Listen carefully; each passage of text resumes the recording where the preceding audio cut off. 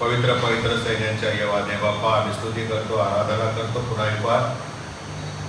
आज तू प्रभू तुझ्या उपासना मंदिरात तुझी उपासना आणि स्तुती सेवा आणि गौरव करण्यासाठी आम्हाला सर्व तुझ्या लेकरांना तू आणलेला आहेस. प्रभू ते आम्ही करीत असताना तो आम्हाला कृपा करो, आपल्या सामर्थ्याने बघ. आज तुझं आमच्यासाठी जे मार्गदर्शन आहे त्याचा आम्ही स्वीकार करावा आणि प्रभू त्याप्रमाणे आम्ही आचरण करावे म्हणून तो आम्हाला कृपा करेल. कारण आमचा प्रभू येशू ख्रिस्त याच्याद्वारे आमेन. गेल्या रविवारी आपण सिंहाच्या गुहेत दानिएलाने कशा प्रकारे कारभारीपण केलं यावरती मनन केलेलं आहे. जे उपस्थित नव्हते त्यांच्यासाठी चर्चा ग्रुपवरती लिंक पाठवलेली आहे. घरी गेल्यावरती आपण निवांतपणे ती ऐकू शकता. काही लोक दोनदा तीनदा ऐकत आहेत आणि ते आशीर्वादित होत आहेत. आपल्याला हे आशीर्वाद प्राप्त व्हावे ही माझी इच्छा. आजच्या मननासाठी जो शास्त्रपाठ आहे तो तुमच्या समोर वाचण्यात आलेला आहे. विषय आहे शिष्यत्वाचं मोल. आणि मग प्रभू येशू ख्रिस्ताने काय आम्हाला शिकवण दिलेली आहे आणि हे पाहत असताना काही नवीन गोष्टी प्रभूने माझ्या समोर या आठवड्यामध्ये आणलेल्या आहेत आणि त्या मी तुमच्या समोर मांडत आहे. मला 5 गोष्टी एकूण अशा दिसून आल्या की शिष्यत्व प्रभू येशूचं पद करत असताना आम्ही त्या 5 गोष्टी प्रभूसाठी करू शकतो ज्या आपण करत नाही किंवा ज्या प्रभूने आम्हाला दिलेल्या आहेत परंतु आम्ही प्रभूला त्या समर्पित करत नाही. आम्ही प्रभू देवबापाच्या पूर्णातील कळप आहोत. तो आमचा राजा आहे, आम्ही त्याची प्रजा आहोत आणि आम्ही या भूतलावर राहत आहोत आणि या भूतलावरती त्याने निर्माण केलेल्या गोष्टींचा आम्ही उपभोग घेत आहोत. उपभोग घेत आहे. त्याने दिलेली जी हवा आहे जी आम्हाला दिसत नाही परंतु ती आम्ही 24 तास घेत असतो, सोडत असतो, घेत असतो. त्याच्यावरतीच तर आमचं संपूर्ण जीवन आहे. हवा जर बंद झाली तर काय होईल? सिस्टर म्हणते आशा आहे ना. हो, आम्ही मरून जाऊ. हवा ही इतकी महत्वाची आहे. म्हणजे न दिसणाऱ्या गोष्टी पण आमच्यासाठी परमेश्वराने अशा निर्माण केलेल्या आहेत की त्या अति महत्वाच्या आहेत आणि त्या जर नसतील तर आमचं जीवन क्रियानं संपुष्टात येईल. आणि म्हणून ह्या सगळ्या गोष्टी परमेश्वराने दिलेल्या आहेत, आमच्यासाठी दिलेल्या आहेत. परंतु तरी देखील याच्यामधून आम्ही त्या पुन्हा प्रभूला द्याव्यात ही प्रभूची इच्छा असते. हे आम्ही कधी लक्षात घेत नाही. आणि म्हणून 5 गोष्टी ज्या आपल्याकडे आहेत त्यापैकी काही गोष्टी आपण पूर्णपणे प्रभूला दिलेल्या आहेत तर काही गोष्टी आपण अर्धवट प्रभूला देत असतो. आणि म्हणून या गोष्टींच्याकडे आपण पुन्हा एकवार नव्याने लक्ष देणार आहे.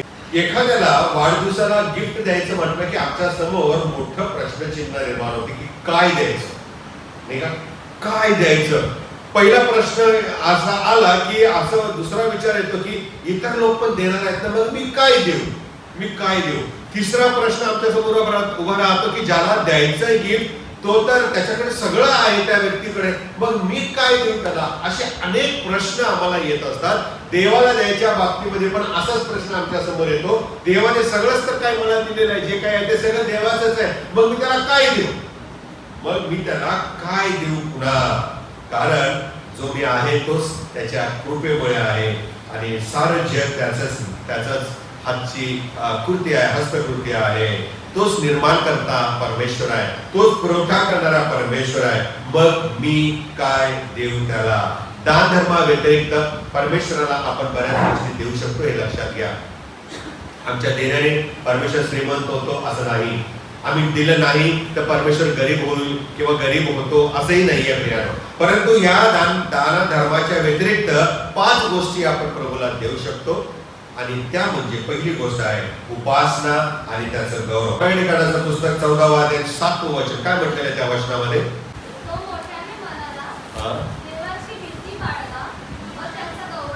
तो मोठ्याने म्हणाला देवाची भीती बाळगा आणि त्याचा गौरव करा. परमेश्वर असं म्हणाला की परमेश्वराची भीती बाळगा आणि त्याचे गौरव करा, कारण त्याचा न्यायनिवाडा करण्याची त्याची घटना आली आहे. ज्याने आकाश निर्माण केले, पृथ्वी निर्माण केली, समुद्र निर्माण केले, पाण्याचे झरे निर्माण केलेले आहे, त्याला काय करा? नमन करा. ऑर्डर आहे, आज्ञा आहे. आम्ही परमेश्वराची उपासना दर रविवारी दीड तासासाठी येऊन करतो, एवढ्यावरती काम भागत नाही. याच्या व्यतिरिक्त आम्ही आठवडाभर घरामध्ये त्याची उपासना आणि त्याचं गौरव करतो का? आम्ही आमच्या जीवनाच्या द्वारे, प्रत्येक कृतीच्या द्वारे परमेश्वराचं गौरव करत आहे का? त्याची सेवा करत आहे का? त्याला नमन करत करा. म्हणजे काय? त्याला तुमचं संपूर्ण समर्पण करा, असं परमेश्वराचं वचन आहे. आमच्या जीवनामध्ये आपण किती उपासना करत आहे? आमच्या जीवनामध्ये, दैनंदिन जीवनामध्ये आम्ही किती देवाचा गौरव करत आहे? याचा विचार करण्याची गरज आहे. मी तयार करत असताना मला एक प्रश्न समोर आला, तो म्हणजे की आम्ही मानवाने ज्यांनी पाप केलेला आहे त्या मानवाने त्याची उपासना करावी असं देवाला का वाटलं? का वाटलेलं आहे? असं का वाटतं त्याला? कारण त्याला ठाऊक आहे की तोच सर्वस्व आहे, तोच निर्माण करणारा परमेश्वर आहे. आणि आम्ही त्याच्याबद्दल जेव्हा संतुष्ट असतो तेव्हा आम्ही पूर्णतः त्याची उपासना करू शकतो, हे त्याला ठाऊक आहे. आणि आम्ही ज्या वेळेला उपासना करतो त्या उपासनेमधून आम्हाला समाधान प्राप्त होतं, आम्हाला आनंद प्राप्त होतो, कारण आम्ही देवाचं गौरव करत असतो. मग ही उपासना आणि गौरव फक्त संडे टू संडेच आम्ही का करावी? आम्ही घरामध्ये प्रार्थनेची वेदी का उभी करू नये? आम्ही घरामध्ये देवाचं गौरव का गाऊ नये? का करू नये? आम्ही नुसती युट्यूबवरची गाणी लावली म्हणजे देवाचं गौरव केला असं होतं का? तो तर गाणारा गातो, तो गौरव करतोय, आम्ही नुसतं ऐकतोय. ऐकल्याने देवाचं गौरव जर होत असतं तर प्रियानो कोणी गायलीच नसते, कोणी उपदेश केलेच नसते. परंतु त्याबरोबर आम्ही देखील देवाचं गौरव करणं, आम्ही देखील देवाची गाणी गाणं, आम्ही देखील शास्त्रपाठ वाचणं, देवाचे आभार मानणं आणि या सगळ्या कर्मकांडांच्या व्यतिरिक्त, मी कर्मकांड मुद्दा म्हणतो कारण या ठराविक गोष्टी आहेत त्या आमच्या जीवनामध्ये प्रथा म्हणून जातात. म्हणून या प्रथेतून बाहेर येऊन परमेश्वर किती चांगला याचा अनुभव घ्यायला पाहिजे. देव प्रीती आहे म्हणतो, पण प्रभूला कधी म्हटलं आहे का की प्रभू मी तुझ्यावर प्रेम करतो? प्रभूला कधी म्हटलं आहे का की तू किती चांगला आहेस, मी हे गोष्टी अनुभवलेल्या आहेत? आम्ही कधीच म्हणत नाही. कधीतरी काहीतरी घटना घडली की देवाचे आपण आभार मानतो, अन्यथा परमेश्वराशी आम्ही बोलत नाही. जी परमेश्वराची आज्ञा आहे की आम्ही त्याचे गौरव करायला हवे, आम्ही त्याला नमन करायला हवं. एकदाच नाही, आठवड्यातून रविवारी, तर दररोज आम्ही जिथे कुठे असू त्या ठिकाणी. संपूर्ण जुन्या करारामध्ये आम्हाला दिसून येतं की देव मनुष्यांकडून त्याची आराधना आणि त्याची उपासना करवून घेत असतो. आणि त्याचं कारण म्हणजे प्रियानो, त्याच्याशिवाय दुसरा देवच नाही. म्हणून त्याने 10 पैकी पहिली आज्ञा काय सांगितली? माझ्याशिवाय तुला वेगळे देव नसावेत. पुढे मीच देव आहे, आपल्यासाठी कोरी मूर्ती करू नकोस, तिच्या पाया पडू नकोस. कोणाच्या पाया पड म्हटलं? प्रकटीकरण 14 मध्ये आपण वाचलं ना मगाशी, परमेश्वर देव याला नमन कर, त्याच्याच पाया पड, इतर देवदेवतांच्या नाही. आणि म्हणून त्याच्या विना दुसरा देवच कोणी नाही, म्हणून तो आमच्याद्वारे त्याचं गौरव करू इच्छितो, त्याची उपासना आम्ही करावी अशी अपेक्षा करतो. आणि दुसरी महत्वाची गोष्ट मला अशी दिसून आली की तोच साऱ्या सृष्टीचा कर्ता करविता आहे, निर्माण करणारा परमेश्वर आहे. आणि म्हणून साऱ्या सृष्टीने त्याला नमन करावे ही त्याची इच्छा आहे. आम्ही भक्ती करतो, मेहरबानी नाही करत देवावर. आम्ही देवाची उपासना करतो, उपकार नाही करत देवावर, कारण त्याने सर्व आम्हाला दिलेले आहे. म्हणून त्याचे उपकार मानणे, आभार मानणे हे तो अपेक्षा करत आहे. आणि आमचं पहिलं कर्तव्य आहे. आमच्या प्रेमाचा, आमच्या आपुलकीचा उद्देश हाच असावा की त्याच्याद्वारे आम्ही देवाचं गौरव करावं. आणि म्हणून प्रियानो, आम्ही जर उपासना केली नाही, आम्ही जर देवाचं गौरव केलं नाही, याचा अर्थ देव अस्तित्वात नाही असं कधीच होत नाही. तो आहे, तो होता, आहे आणि असणार. पण या तिन्ही काळांच्या मध्ये तो आमच्याकडून अपेक्षा करतो की तुम्ही माझे गौरव करा, तुम्ही माझा सन्मान करा, तुम्ही मला नमन करा. सैतान हेच करणार आहे येणाऱ्या दिवसामध्ये. तो स्वतःची मूर्ती बसवेल, मंदिरामध्ये आणेल आणि म्हणेल की हाच देव आहे आणि याला तुम्ही नमन करा. आणि म्हणून परमेश्वर आमचा जो जिवंत देवबाप आहे तो आम्हाला त्याचा गौरव आणि उपासना करायला प्रेरणा देतो, अपेक्षा करत आहे. आणि त्याची उपासना करणं, त्याची गौरव करणं हा प्रियानो आम्हाला एक दिलेला अपॉर्च्युनिटी आहे, एक संधी आहे ज्याच्यातून परमेश्वर आम्हाला आनंद देत असतो. आमचं त्याच्याशी असलेलं नातं हे घट्टपणे भिनलं जातं. दुसरा मुद्दा आहे, आम्ही गरजूंना मदत करावी ही परमेश्वराची इच्छा आहे. जर आम्ही गरजूंना मदत करत नाही तर मला प्रभूचा शिष्य होता येत नाही. ही दुसरी गोष्ट आहे. काळावर अनुवादाचं पुस्तक 15वा अध्याय 7 आणि 8 वचन, डिट्रोनॉमी 15th chapter 7 and 8 verse.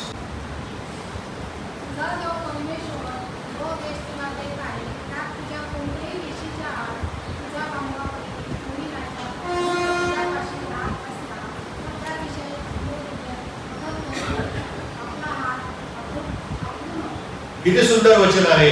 ज्या देशामध्ये तू जात आहे, जो मी तुला देत आहे, जे चर्च तुला मी दिलेला आहे, ज्या चर्चचा तो सभासद झालेला आहे, ते प्रभू आम्हाला सांगत आहे, ज्या देशामध्ये ज्या तुझा देव परमेश्वर जो देश देत आहे, विभाग देत आहे आणि जे चर्च देत आहे, ज्याच्यामध्ये आमची सगळी काळजी घेतली जात आहे, त्यातल्या कोणत्याही एखाद्या गरीब बांधव तुमच्यामध्ये राहत असला तर त्या गरीबाबाबत तुम्ही आपले हृदय कठोर करू नका किंवा आपला हात आखडू नका. आम्ही जेव्हा गरजूंना देतो तेव्हा ते आम्ही देवाला दिल्यासारखे असते. अनेक वेळा मी हे बोललेलो आहे. मत्त्याचं सुवर्तमान 25वा अध्याय आणि 31 ते 46 वचनामध्ये आम्हाला सुंदर उदाहरण परमेश्वराने दिलेलं आहे. पहा, मत्त्याचं सुवर्तमान 25वा अध्याय 31 ते 46. परमेश्वर प्रभू येशू ख्रिस्ताच्या मुखातले शब्द आहे. जेव्हा मनुष्याचा पुत्र आपल्या वैभवाने सर्व पवित्र देवदूतांचे तेव्हा तो आपल्या वैभवशाली राजासनावर बसेल. आणि पुढे काय, आणि तो मेंढरांना आणि शेरडांना एकमेकांपासून वेगळे करेल. मेंढरांना तो आपल्या उजव्या हाताला बसवेल, शेरडांना तो डाव्या हाताला बसवेल आणि म्हणेल की अनादि अनंत कालापासून तुम्हासाठी राखून ठेवलेले सिद्ध केलेले जे वतन आहे ते तुम्ही घ्या, ते तुम्ही घ्या. परमेश्वर आम्हाला नेहमी देत असतो आणि ज्यांच्याकडे ते नाही त्यांची काळजी घेणं आमची जबाबदारी आहे. देवाच्या राज्यात कोणाचा प्रवेश होईल? काय लिहिलेलं आहे पुढे? काय लिहिलेलं आहे पुढे? देवाच्या राज्यात कोणाचा प्रवेश आहे? मी भुकेला होतो तेव्हा तुम्ही मला, देवाला भूक लागते का? मी जेव्हा तहानेला होतो तेव्हा तुम्ही मला, देवाला तहान लागते का हो?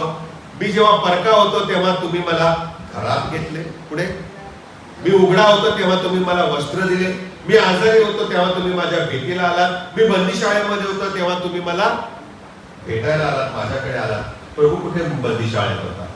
त्याला कुठे ताण भूक लागते. म्हणजेच काय की जे कोणी ह्या गोष्टींच्या मध्ये उणे आहेत त्यांना जर आपण भाकरी दिली, पाणी दिलं, त्यांची गरज भागवली, कपडे लत्ता दिला, पैसा पाणी दिला, याचा अर्थ असा की त्या मनुष्याला मी देत नाही तर त्याच्याद्वारे मी देवाला देत आहे. म्हणून तर येशू म्हणाला, पुढे काय लिहिलेलं आहे? म्हणून तर येशूच्या मुखातले शब्द आहेत. आणि मग त्यावेळेस नीतिमान त्याला उत्तर देतील की प्रभूजी, आम्ही तुला केव्हा भुकेलं पाहिलं?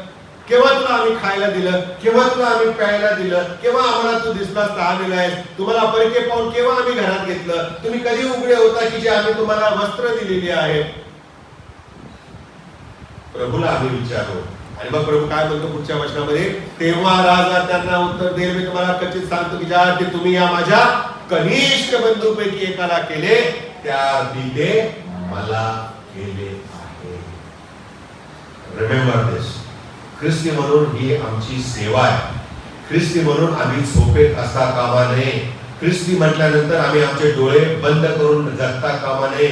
आम्ही आमचे कान बंद करून जगायचं नाहीये. आम्ही ख्रिस्ती म्हटल्यानंतर स्वतःसाठीच फक्त जगायचं नाही तर इतरांची जबाबदारी पण देवाने आमच्यावर दिलेली आहे. नुसतं शास्त्र वाचलं, उपदेश केला, गाणी गायले, सगळं केलं, दान धर्म केला म्हणजे मी प्रभूला आवडतो असं नाही. यांची काळजी कोण घेणार? अरे प्रभू म्हणतो मी तुझ्या सोबत ही माणसं ठेवली होती जे उघडी होते, ज्यांच्याकडे अन्न पाणी नव्हतं, वस्त्र निवारा नव्हता, त्यांना तू काय केलंस त्यांच्यासाठी? नुसता देवदेव करत तू घरात बसलास, चर्चमध्ये बसलास. यांची काळजी कोण घेणार? संस्था, एनजीओ घेणार. पण तुझा काय उपयोग आहे? तू जर माझ्यासाठी केलं असतंस तर ते मला केल्यासारखं आहे.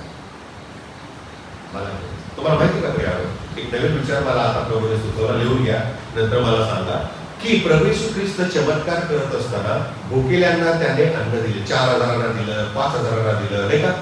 का दिलं बरं हे?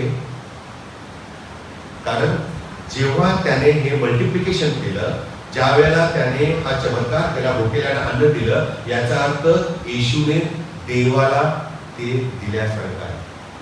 आमेन. हो, म्हणून तर येशू चमत्कार करत होता, भुकेल्यांना अन्न देत होता. म्हणून तर त्याने शिकवण दिली, जो तुझा बंडी घेतो त्याला अंगरखा पण दे. याचा अर्थ काय प्रियानो? आमच्यामध्ये जे गरजू आहेत त्यांना आपण पुरवठा करणं हे आमचं आद्य कर्तव्य आहे प्रियानो. वैयक्तिक लेवलवर, कमिटीच्या लेवलवर, समाजाच्या पातळीवरती आम्ही ज्या वेळेला इतरांची काळजी घेतो त्याचा अर्थ त्याच्यावर उपकार करतो असं नाही, तर देवाला दिल्यासारखे ते होते. कोणी विचारेल प्रभूजी 37 वचनात काय लिहिलेलं आहे? तेव्हा मग डावीकडच्यांना पण तो म्हणेल, अहो शापग्रस्त, म्हणजे शेरडांना तो असं म्हणणार आहे, भेटांना नाही, शेरडांना म्हणेल की माझ्याकडून तुम्ही निघा आणि सैतान व त्याचे दूत यांच्यासाठी जो सर्वकडे एकाकी सिद्ध केलाय त्यामध्ये तुम्ही निघून जा. पुढे काय लिहिलेलं आहे 42 वचनामध्ये?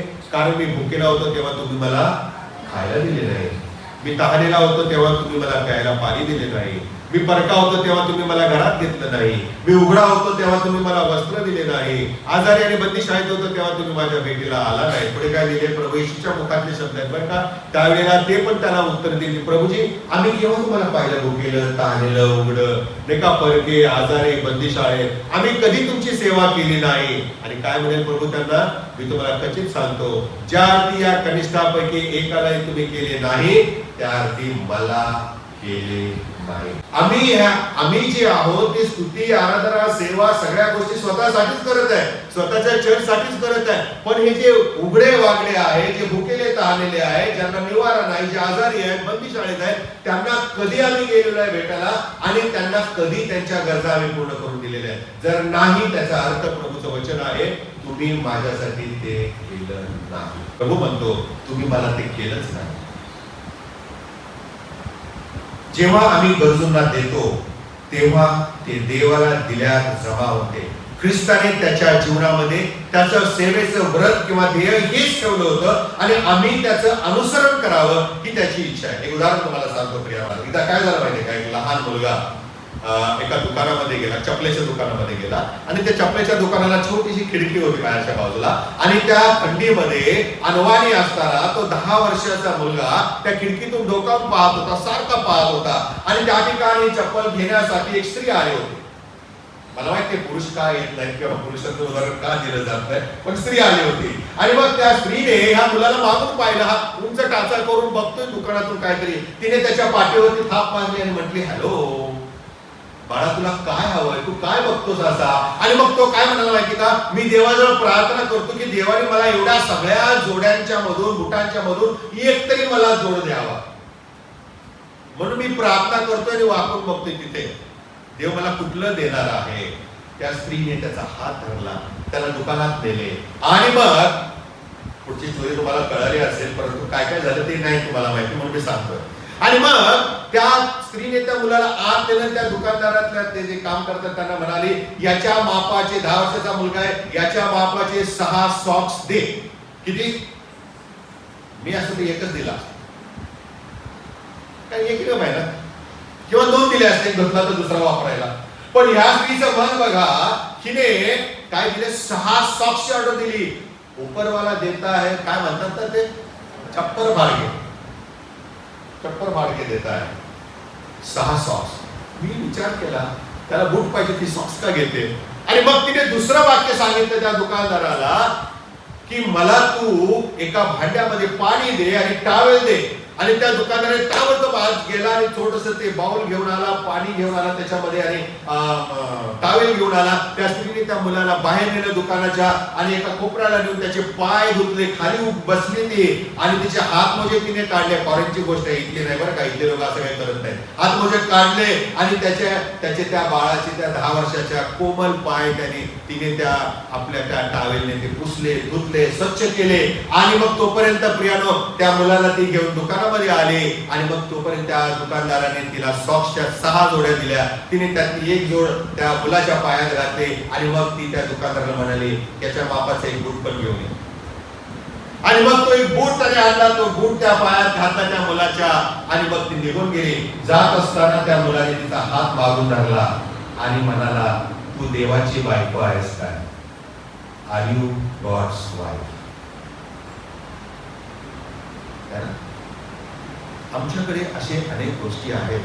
आम्ही काम करू शकतो, गरिबांना मदत करू शकतो. त्यासाठी आम्ही फक्त आमचे डोळे उघडे ठेवायला पाहिजे, आम्ही आमचे कान उघडे ठेवले पाहिजेत, आम्ही निरीक्षण करणारी माणसं असली पाहिजेत. कोणाला कशाची गरज आहे हे आम्ही दिलं पाहिजे. का? माझ्याकडे जास्त आहे म्हणून नाही, पण मी जर त्याला दिलं तर ते मी प्रभूला दिल्यासारखं आहे. I am serving my lord. Mother Teresa उगाच संत नाही झाल्या. कुष्ठरोग्यांच्या जखमा तिने स्वतःच्या हाताने साफ केल्या. नाशिकचे सिलेंडर साहेब, तुम्ही वाचला असेल, ऐकलं असेल, पण त्यांनी त्या कुष्ठरोग्याच्या ताटातून चहा आणि पाणी त्यांच्या झोपडीत जाऊन पिलेलं आहे. हे सगळं न करता आम्हाला संत व्हायचं असतं, हे सगळं न करता आम्हाला देवाची मुलं व्हायचं आहे, आम्हाला देवाचं शिष्य व्हायचं आहे, पण अटी आम्ही दुर्लक्ष करत असतो. आणि म्हणून प्रियानो, या गोष्टी आम्ही लक्षात ठेवल्या पाहिजे. आणि या मुलाने त्या स्त्रीचा हात पकडून म्हटले, आर यू गॉड्स वाईफ? कारण देव असं करतो ना, देव असं करत असतो. तिसरा मुद्दा आहे, आमचं शरीर आम्ही देवाला समर्पित केलं पाहिजे. आता शरीर म्हटल्यानंतर आम्हाला आमचे बाह्य अवयवच दिसतात प्रियानो, परंतु देवाचा दास आम्हाला रोमकरास पत्र 12 अध्याय पहिल्या वचनामध्ये म्हणत आहे, यास्तव बंधुजनो, मी देवाच्या करुणामुळे तुम्हाला यास्तव बंधुजनो हो, मी देवाच्या करुणेमुळे तुम्हाला विनवतो की तुम्ही आपल्या शरीराचा काय जिवंत, पवित्र आणि देवाला ग्रहणी असा यज्ञ म्हणून समर्पण करावे. याचा अर्थ आम्हाला असं करतो शरीर म्हणजे सगळं दिसते ते सगळं अवयव अंग नाही प्रिया. हे तर आम्हाला प्रभूसाठी शुद्ध करायचंच आहे, ठेवायचंच आहे. पण या शरीराच्या मध्ये जे विचार असतात, जे विचार आमच्या अवयवांना मार्गदर्शन करत असतात, जे अंतःकरण आहे, जे हृदय आहे, हे देखील आम्ही परमेश्वराला समर्पित करायला हवं. सोपं आहे. ट्राय. बघा तुम्ही प्रभूला म्हणा, प्रभू तुझ्या सेवेसाठी मी आहे, मला पाठव. प्रभू यशाला म्हणाला, मी कोणाला पाठवू? आणि यशा संदेश सांगतो, प्रभू हा मी आहे, मला पाठव. प्रभू हा मी आहे, मला पाठव. आमचं शरीर फक्त शरीरच नाही, तर आमच्या शरीरामध्ये असलेले विचार प्रभूला पाहिजे आणि फक्त ते प्रभूसाठी द्यायचे. याचा अर्थ आम्ही प्रार्थना करून गप्प बसायचं नाही, तर आमचं शरीर आणि आमचे विचार प्रभूच्या सेवेसाठी द्यायला हवे. सेंट क्रिस्टोफर चर्च सेवा करणारा चर्च हवंय. सेवा करणारा चर्च. प्रत्येक सभासदाने सेवा करायला हवी. प्रत्येक रविवारी तुम्ही काय सेवा केली ते इथे सांगायला हवं. काहीच नाही करत. चौथा मुद्दा आहे प्रिया, थोडस फास्ट जात आहे, उशीर होत आहे. आमचे परिश्रम, आमचा मेहनत, आमचा प्रयत्न हे परमेश्वराला आपण देऊ शकतो शिष्यत्वाचं मोल म्हणून. जर मी येशूचा शिष्य आहे तर मी माझे करत असलेले श्रम आणि परिश्रम आणि मेहनत आहे हे मी प्रभूला दिले पाहिजे. जरी माझा एखाद्या महिन्यात पगार कमी आला तरी देखील त्याचा दशांश मी प्रभूला तेवढा द्यायला हवा. कमी आला म्हणून तिकडे दशांशात काटछाट करायची गरज नाही प्रिया. करिंथराचं पहिलं पत्र 10 अध्याय 31 वचनामध्ये संत पाऊल आम्हाला कशा प्रकारे आम्ही जीवनामध्ये जगलं पाहिजे याचं वर्णन करत आहे.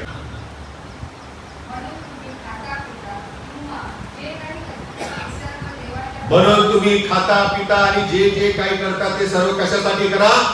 देवाच्या गौरवासाठी करा, देवाचे गौरव होण्यासाठी करा. एक उदाहरण आणखी एक सांगतो. सारा नावाची एक मुलगी होती आणि ती जन्मतः अपंग होती. तिचा तळवा जो होता पायाचा तो असा वाकडा होता, त्यामुळे तिला चालता येत नव्हतं. आणि विमानावरून जात असताना मी पिक्चर पाहिला होता इंग्लिश, मला माहित नाही तो चॅनलवर आहे की नाही, परंतु त्याचं टायटल पण मी विसरून बरेच वेळ मी ते लक्षात ठेवण्याचा प्रयत्न केला. एखादी आई आपल्या अपंग मुलाला कशा प्रकारे जिद्दीने समाज त्या मुलाला पुढे येऊन न देत असताना देखील तिने त्याला स्वतःच्या पायात कसं उभं केलं, कशी ट्रीटमेंट केली, किती देश फिरले, किती डॉक्टर्स फिरले, बघण्यासारखं आहे. I don't know. त्याचं टायटल मी विसरलो. पण या ठिकाणी एक उदाहरण मला सापडलेलं आहे की सारा नावाची मुलगी जन्मताच पायाने अपंग होते, तिच्या पायात व्यंग होता आणि म्हणून तिच्या वडिलांनी तिचा पाय एका साच्यामध्ये, काय म्हणतात त्याला इंग्लिशमध्ये, सुवर्ण, त्या पायाला ते साच्या लावतात. नर्सने मोठीला विचारलं बरं का, ते साच्या लावतात. त्या साच्या लावून ते काय करायचे, तिला चालवायचे, तिला फिरवायला न्यायचे. काय कृत्रिम बूट असतो. कृत्रिम बूट असं समजा, कृत्रिम बूट असतो. आणि मग तो बूट घालून ती बिचारी जायची, फिरायची, शाळेला जायची. एके दिवशी काय झालं, संध्याकाळी ती तिच्या वडिलांकडे आली आणि त्या वडिलांना म्हणाले, डॅडी मी स्पर्धेत भाग घेतला. काय म्हणाले, डॅडी मी स्पर्धेत भाग घेतला आणि आज तो स्पर्धेत भाग घेतला, मला खूप आनंद झाला. परंतु तिच्या डॅडीच्या मनामध्ये हा विचार आला, हिच्या पायाला दिलेल्या आधाराचा त्याने विचार केला आणि प्रियानो तिला प्रोत्साहन मिळावं, तिला निराश वाटू नये, तिला नाराज होऊ नये, म्हणून डॅडी काहीतरी बोलणार होते, व्हेरी गुड वगैरे काहीतरी, नाही का. आणि ते बोलायच्या आतमध्ये ती पुन्हा म्हणाली वडिलांना, डॅडी मी आज स्पर्धेत भाग घेतला आणि 2 बक्षिसा मिळवल्या. किती? 2 बक्षिसा मिळवल्या. आणि त्या ऐकल्यानंतर त्या डॅडीला खरंच खूप आनंद वाटला. पण सारा पायाने व्यंग आहे हा त्याच्या मनात आलाच ना विचार. आणि म्हणून मग त्याला काय वाटलं बघा, माझं कसं असतं बघा तुम्ही, त्याला असं वाटलं की कदाचित तिच्या टीचरनी स्पर्धेमध्ये तिला हेड स्टार्ट दिला असेल. हेड स्टार्ट याचा अर्थ काय आहे माहिती का, एखादी सवलत किंवा सगळ्यांच्या अगोदर पुढे नेऊन उभं करायचं वगैरे काहीतरी, किंवा पहिले आली दुसऱ्या आली तरी तिला पहिला द्यायचा, असं काहीतरी सवलत तिला दिली असेल असं त्याला वाटलं. पण आणि म्हणून तो बोलणार होता की तुला हेड स्टार्ट दिला. तेवढ्यात ती स्वतःच म्हणाली, डॅडी, तिसरं वाक्य तिचं, डॅडी मला आज कोणी हेड स्टार्ट दिला नाही, कोणी मला सवलत दिली नाही, फायदा दिलेला नाही, पण मला जिंकायची होती शर्यत म्हणून मी प्रयत्न केला अँड आय वॉन. मी प्रयत्न केला आणि मी जिंकले. आमचं व्यंग जरी असलं ना तरी आम्ही जिंकू शकतो. आमच्यामध्ये काही त्रास असेल, आम्हाला जर काही व्यंग असेल तरी आम्ही प्रभू आम्हाला सांगतो की अरुंद रस्त्याने जाण्याचा नेटाने प्रयत्न करा. नेटाने हा शब्द फार महत्वाचा आहे. It is not easy going. नेटाने प्रयत्न कर, जोराचा प्रयत्न कर अँड यू विल विन. साराचं उदाहरण तुमच्या आणि माझ्या समोर आहे. देवाच्या गौरवासाठी तुम्ही आणि मी कष्ट करायला हवे, श्रम करायला हवे. पैसा नुसता दिला म्हणजे काम होत नाही. आम्ही स्वतः पर्सनली वैयक्तिकरित्या हजर पाहिजे. नुसते बघते अटेंड करणारे आम्ही होऊ नये. लवकर या, 9चं चर्च आहे, 8:30ला या, पोहोचा. या ठिकाणी काय हवं, काय नको, काय मला करता येईल करा. आठवड्यातून एकदाच तर भक्ती असते. आम्ही ही सेवा परमेश्वराला देत असतो हे लक्षात ठेवा. शेवटचा मुद्दा आहे, त्याला अनुसरायचं, प्रभू येशूचा शिष्य व्हायचं, म्हणजे माझ्या जीवनामध्ये जे अडगळण आहे ते मला झुगारून द्यायचं आहे. लोकांचं शुभवर्तमान 14वा अध्याय 33ऱ्या वचनामध्ये आम्ही वाचतो. या ठिकाणी येशू येथे शिष्यत्वासाठी मनुष्याला काय मोजावं लागणार आहे, काय किंमत द्यावी लागणार आहे हे लिहित आहे, हे मार्गदर्शन करत आहे. आणि त्याला अनुसरणं म्हणजे पूर्ण मनाने, पूर्ण जीवाने, पूर्ण बुद्धीने, पूर्ण शक्तीने प्रियानो आम्ही त्याला समर्पण केलं पाहिजे. लोकांचं शुभवर्तमान 14वा अध्याय 33वा वचन, 33 वर्ष.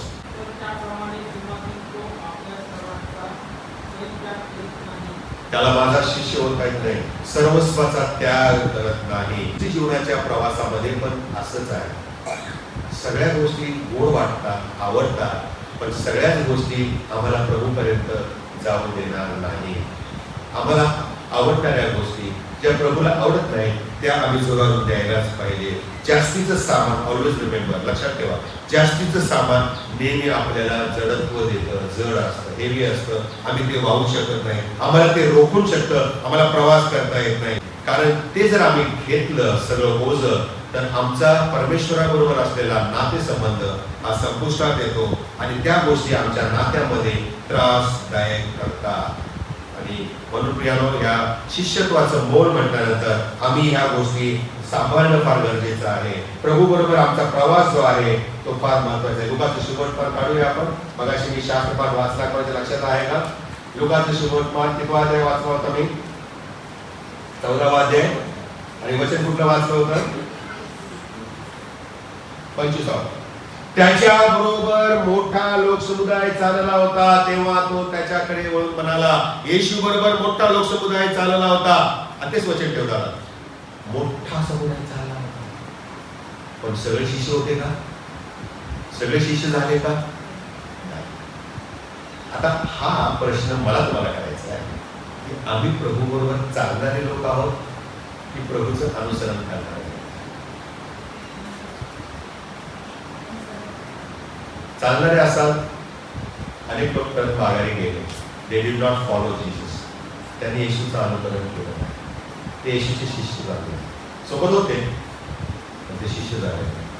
तुम्ही चर्चमध्ये याल, सगळ्या गोष्टी कराल, प्रार्थना कराल, गाणी गाल, उपास तापास कराल, भेटीगाठी कराल, पण जर प्रभूच्या वचनाचं अनुसरणच केलं नाही तर काय?